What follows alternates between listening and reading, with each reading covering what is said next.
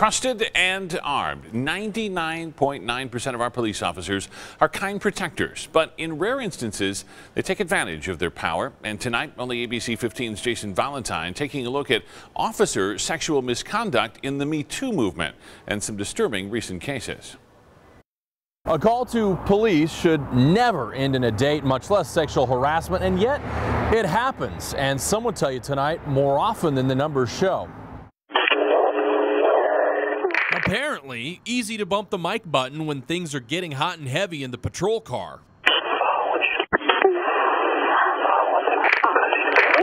This on-duty tryst accidentally broadcast over police radio. It's the first time we're hearing it, and it earned the Sholo officer a 4-month suspension on his state officer certification, fired from his department. But this is tame compared to some of the other cases the past 2 years. In just the last quarter of 2017, the Arizona Peace Officers Standards and Training Board revoked the certification of 4 officers for sexual misconduct, including a DPS officer who was spying on his 14-year-old stepdaughter in the shower, and a Glendale officer who sent sexual pictures to his 16-year-old stepdaughter. Unfortunately, it doesn't shock me or surprise me at all. Philip Stinson is a criminologist who studies police officer crime. He says sexual misconduct among police is likely underreported. One of the problems is who do you call when the crime that's been committed against you is a police officer? Over the past 2 years, the AZ Post pulled certifications on 11 officers, suspended 6, and 8 surrendered their badges, all for sexual misconduct.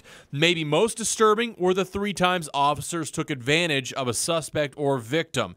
Take, for example, the Scottsdale officer who lost his badge for allegedly making sexual advances on a woman after arresting her boyfriend for domestic violence. Quite oftentimes, the victims are the most vulnerable people you can imagine, the people who have the least social capital. The AZ Post has a policy of not discussing its work on camera, but says the power police wield is the reason these cases are taken so seriously.